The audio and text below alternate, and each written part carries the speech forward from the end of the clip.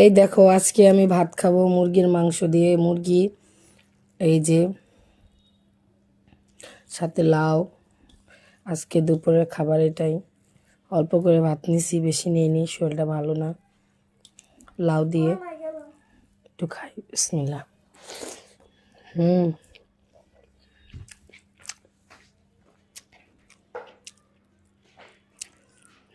দেখছো, লাউ দিয়ে কিন্তু তরকারি মজাই লাগে আমার কাছে। আর মুরগির মাংস আলুর থেকে আমার কাছে লাউই ভালো লাগে।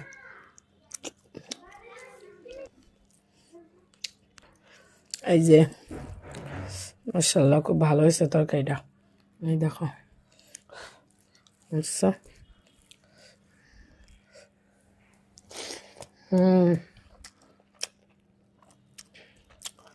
লাউ দিয়ে